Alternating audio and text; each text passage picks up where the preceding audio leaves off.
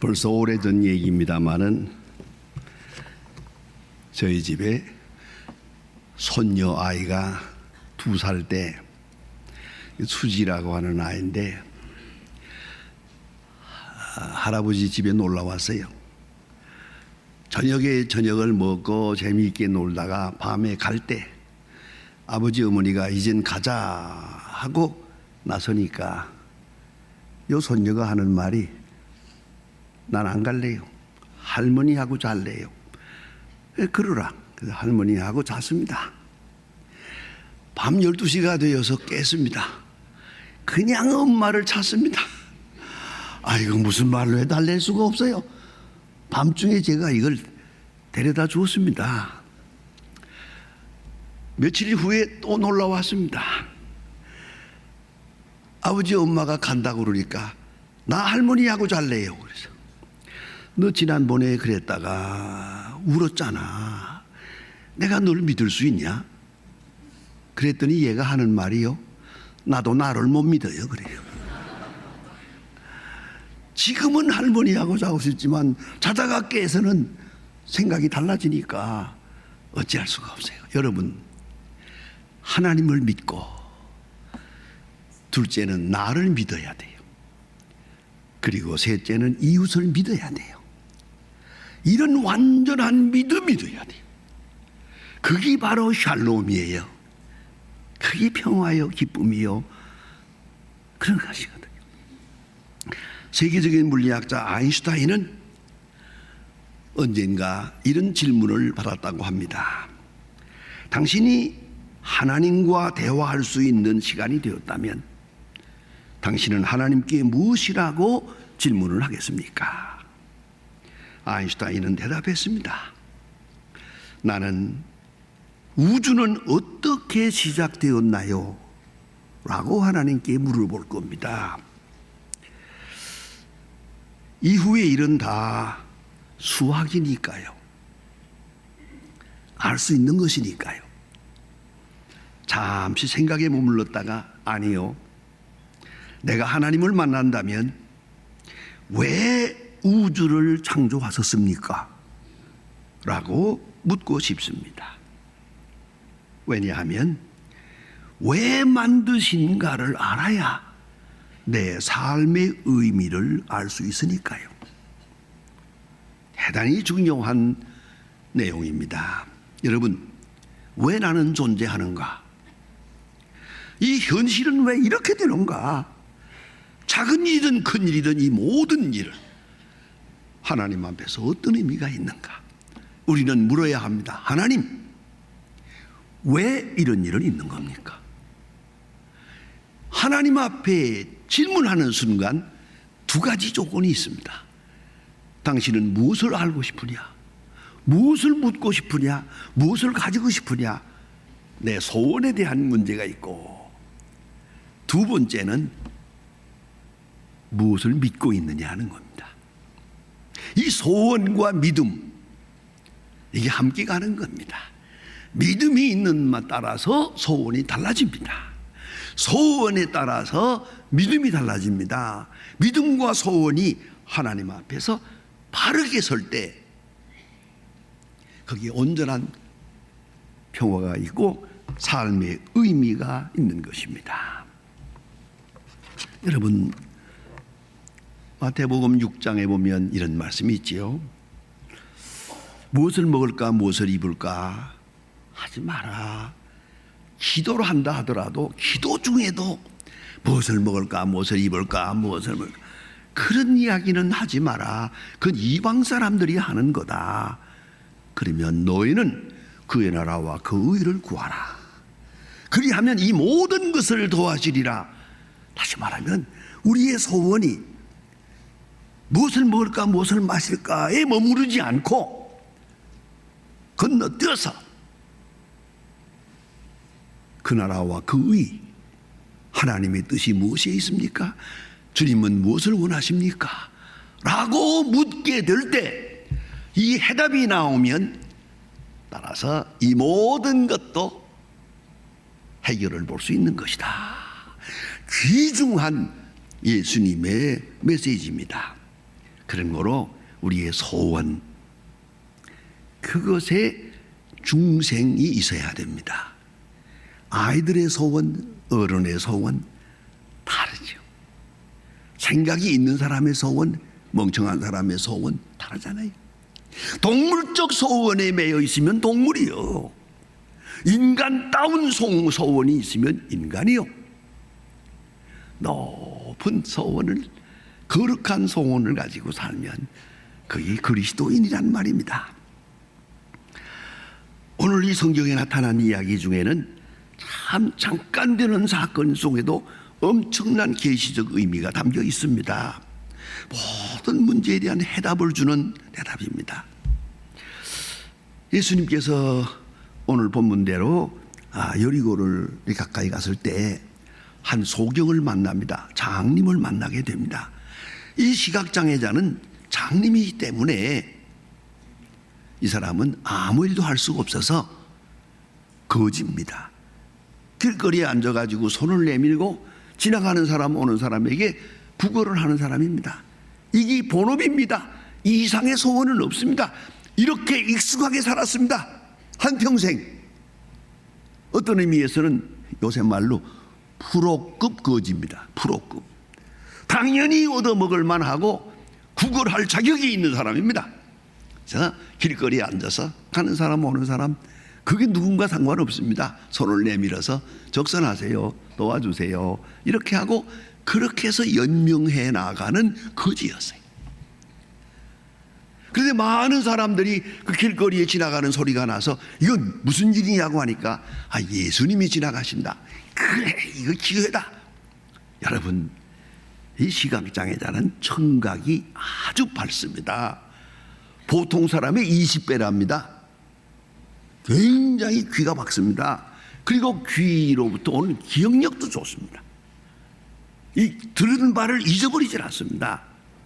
난 우리 가까운 제 후배 목사님 한 분 시각장애자인데요, 깜짝 놀라는 것은 병원의 원장으로 계시는데요, 병원의 직원이 80명이거든요. 그 많은 사람의 이름을 다 외울 뿐만 아니라 딱 음성만 들으면 누구라는 걸 알아요. 이건 초인간적이에요. 난 얼굴 보고도 모르겠는데 이 이름을 다 압니다. 수시로. 그래서 어느 때 만나도 딱 전화만 걸어도 벌써 목사님 딱 하거든요. 그 청각의 정확도가 기가 막힙니다. 이거는요. 그러니까 보지 못하는 대신에 듣는 쪽으로 많이 발전된 거거든요. 이게 시각장애자인데 이 사람들이 예수님이 지나간다, 이것이 기회다. 그리고 나사렛 예수여, 이거 나를 불쌍히 여기소서. 나사렛 예수여, 나를 불쌍히. 다윗의 자손이여, 다윗. 그 메시아적 고백입니다. 다윗의 자손 곧 메시아입니다. 메시아여, 나를 불쌍히 여기소서. 나를 불쌍히 여기소서. 옆에 사람들이 방해를 합니다. 조용하라고 하지만 어떤 기회인데 이걸 내가 놓칠 수 있나. 더 소리를 질러서 나를 불쌍히 여기소서 소리 지를 때 예수님이 긍휼히 여기시고 발을 멈추고 이리 오라고 했습니다. 왔습니다. 예수님의 참 질문이 독특합니다. 아니, 저 사람이 시각장애자면 그냥 눈 뜨게 해주면 되잖아요. 아니에요.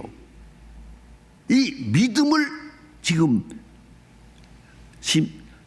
심사하는 시간입니다. 내가 네게 무엇을 해주랴? 무엇을 바라느냐? 여러분, 가만히 생각해 보세요. 이 거지의 본래 소원이 뭡니까? 돈이에요. 가나오나 돈이요, 자문학가나 돈이야. 돈 외에 아무 소원도 없는 사람이요, 더 바랄 것이 없어요. 오직 돈 하나만 바라고 길거리에 서 있던 사람이에요. 그런데 예수님 앞에 와서는 예수님께서 물으시기를 내가 네게 무엇을 해주랴? 주여, 보게 해주세요. 소원이 달라졌어요. 소원의 변화가 온 거예요. 이게 소원의 중생이 온 거예요. 굉장히 신학적으로 중요한 의미를 가집니다. 지금까지는 돈이었어요. 이제는 보는 거예요. 지금까지는 돈 받아서 먹고 사는 그것뿐이에요. 아니요, 보고 사람답게 살고 싶습니다. 탁 소원이 바뀌었어요. 그것을 귀하게 보시고 예수님이 말씀하십니다. 네 믿음이 너를 구원했다. 굉장한 말씀입니다. 여러분, 한번 그렇게 수수께끼처럼 생각해 볼까요? 이 사람이 예수님께서 고쳐주시리라고 믿지를 않았다고 합시다. 그랬다면 네 믿음이 너를 구원했다. 눈 못 뜨는 거죠. 안 그렇습니까? 네 믿음이라고 하는 그릇이 중요하거든요. 이 그릇만큼 받는 거예요. 가만히 일생을 보세요, 여러분. 참 믿음만큼 살아요. 믿음 없이 사는 사람, 만사를 의심하고 사는 사람, 하나님도 의심하고 사람도 의심하고 자기도 못 믿고 사는 사람 보세요. 다 망가졌지? 인생은 믿음만큼 사는 거요. 당신의 믿음이 그릇이 어디까지인가 보세요. 지금까지는 이 사람의 소원이 오직 돈이에요. 오직 돈, 먹을 것, 입을 것 하나, 예수님 앞에서는 달라집니다. 소원이 확 바뀝니다. 보게 해주세요. 이건 엄청난 기적을 구하는 겁니다. 그러나 예수님께서 네 믿음이 너를 낳게 평안히 가라. 믿음 참 중요합니다. 종교개혁자 마틴 루터는 말합니다. 믿음은 하나님의 은사를 받는 그릇이라고. 우리가 하나님의 은혜로 구원을 받지만은 은혜로 공짜로 받는 것이지만 받는 것은 믿음이요. 여러분, 선물은 믿음으로 받는 겁니다. 여러분, 어떤 때 공짜로 주는 선물이 있다고 하더라도 내가 믿음이 없으면 소용없는 거예요. 믿음이 없이는 받을 수 없는 거예요. 아니, 믿음의 분량만큼 받는 거예요. 큰 믿음을 가진 사람은 큰 것을 받고, 위대한 믿음을 가진 사람은 위대한 사람으로 살 것이고요. 아주 시시한 조그만 믿음 가지고 사는 사람은 그렇게 살다 죽을 거예요. 믿음의 그릇, 굉장한 것이죠. 내가 네게 무엇을 하랴? 보게 해주세요. 왜? 당신은 나를 보게 해줄 수 있습니다. 다윗의 아들 예수 그리스도는 내 눈을 뜨게 해줄 수 있습니다 라고 믿었어요. 조금도 의심하지 않았어요. 그런 거로 네 믿음이 너를 구원했다 할 때 눈을 뜬 거예요. 믿은 대로 된 거예요. 믿은 대로, 내 믿은 대로 될지어다. 얼마나 중요한 말씀입니까? 예? 믿음. 이 사람은 예수 그리스도에 대해서는 독특한 소원을 가지고 있습니다. 그 속에, 소원 속에 신앙 고백이 있습니다. 이 사람의 믿음은 위대한 믿음입니다. 그래서 보게 해주세요. 보라. 내 믿는 대로 되라. 중요한 얘기입니다. 아주 불우한 남편이 있어서 아주 못됐어요. 그래서 부부간에 살 수가 없어서 싸우다가 지쳐서 나한테 와가지고 이거 살아야 될까요? 이혼해야 될까요? 애가 셋인데 어떻게 하면 좋을까요? 그런 질문을 하는 분이 있었어요. 그 얘기 다 듣고 나니까요, 간단하대요. 나도 못 살겠어요. 저 정도면 나도 못 살겠어요. 지금까지 살아온 게 참 대단한 거예요. 그래서 내가 아이고, 나라도 못 살겠습니다. 그랬더니, 그러면요, 오죽하면 내가 이혼하겠다고 그러겠어요. 그러시겠네요.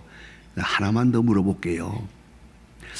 어떻게 그래도 마지막 희망 살 수 없을까? 했더니요, 딱 한마디 하대요. 중요한 말이에요. 거짓말만 안 하면 살겠어요. 이게 뭡니까? 믿을 수 있으면 살겠어요. 이 사람은 믿을 수가 없어. 도대체가 행동도 또 믿음도 큰 소리도 다 소용없어. 믿지 못하면 못 사는 거예요. 거기엔 평화가 없어요. 여러분, 사람을 믿는다, 얼마나 중요합니까 이게요. 그런데 말입니다, 이 믿음이 우리에게 있습니다만은 이걸 지속하려면 그도 이루어지는 게 아닙니다. 마가복음 9장에 보면 참 재미있는 얘기가 있습니다. 예수님께서 변화산에 올라가서 기도하셨지요. 변화산에 올라갈 때 세 제자를 데리고 올라갔어요. 9제자는 산 밑에서 아마 밤새껏 그냥 나무 밑에서 잠을 잔 것 같은데, 새벽에 어떤 사람이 귀신 들린 아이를 하나 데리고 와서 이걸 좀 고쳐주세요 그랬어요. 제 생각이 그래요. 그러면 예수님이 좀 산 위에 계시니까 아침에 예수님이 내려오면 이까지 건 문제가 안 되니까 조금만 기다리면 깨끗해질 겁니다. 이러고 기다렸더라면 좋을 뻔한 것 같아요, 제 생각에는. 그런데 이 9제자가 섣불리 귀신을 내쫓겠다고 생각을 했어요. 이 문제라고요. 그래서는 누가 먼저 했는지 모르지만 안드레가 먼저 했는지 도마가 먼저 했는지 예수의 이름으로 명하노니 나가라 나가라 나가라 했는데, 여러분 귀신 들린 사람을 위해서 기도해 보았습니까? 이거 해본 분만 압니다. 이게 기도 딱 하고 나서 깨끗해지면 얼마나 좋겠습니까? 많은 더 발악을 하거든요 이게. 그러면 사람 이거 미치는 겁니다. 점점 더 소리를 지르는 거예요 이게. 그러니까 그 9제자가 다 해본 거예요 지금. 이렇게 하는데 예수님이 산에서 내려왔어요.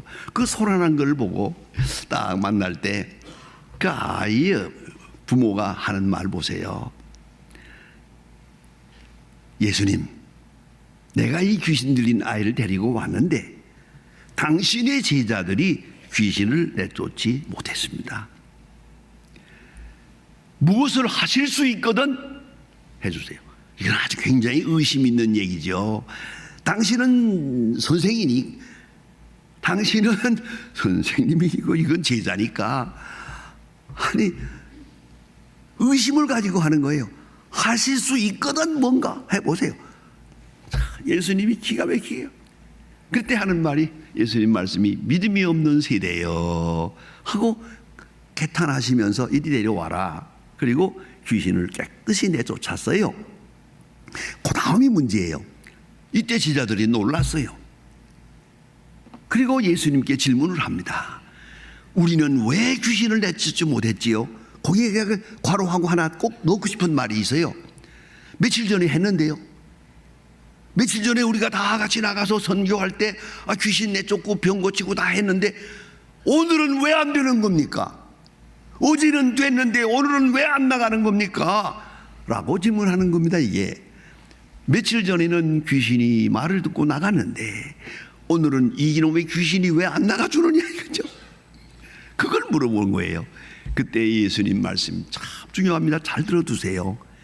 기도 외에는 이런 일이 나갈 수 없느니라. 이 사람들아, 어젯밤 잤잖아. 어젯밤 기도하지 않았잖아. 내가 위에서 기도할 때 너희들은 밑에서 기도하지 않았잖아. 그런 거로 이 능력이 나갈 수가 없다. 기도 외에는. 아주 중요한 말입니다. 말 끝에 제가 무슨 얘기 하나 더 하리다.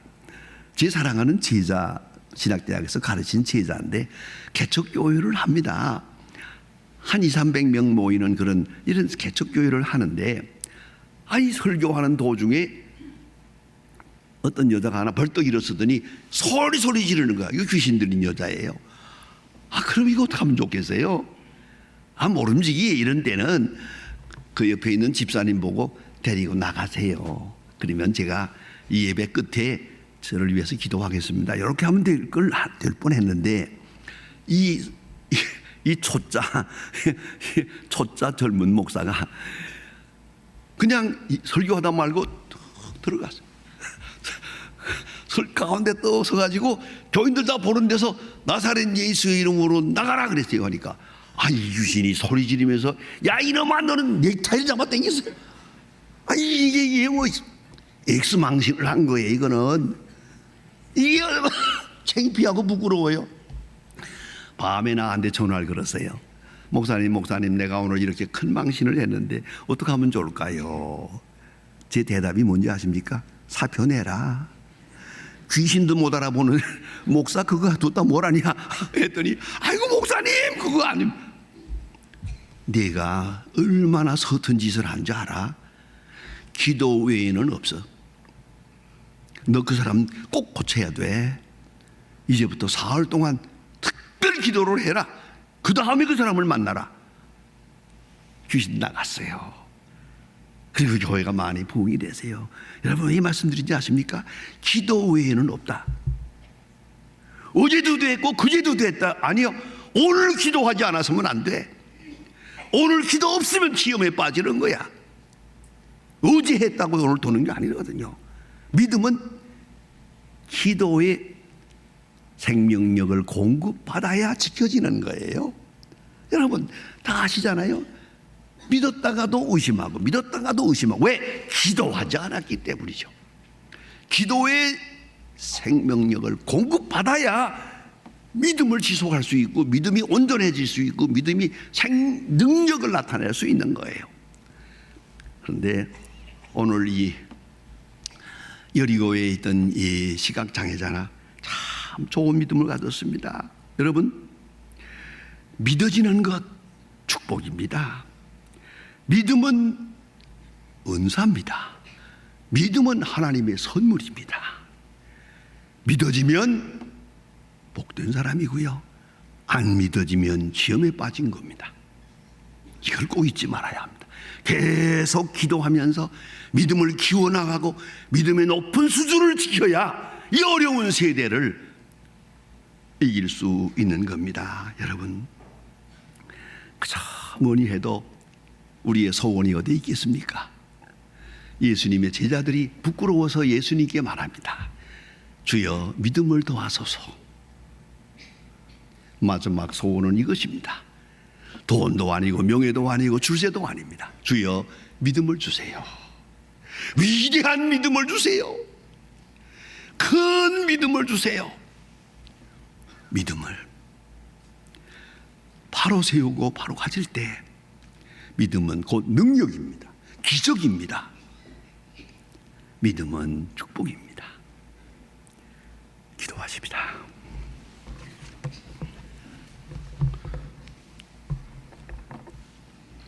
하나님 아버지, 믿는다고 하면서도 믿음을 따라 살지 못하고 믿음이 약해지는 걸 알면서도 기도하지 못하고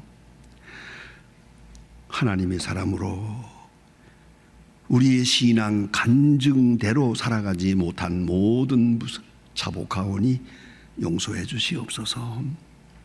모든 소원 중에 가장 큰 소원, 믿음을 구하는 그런 소원으로 살아가게 하옵소서.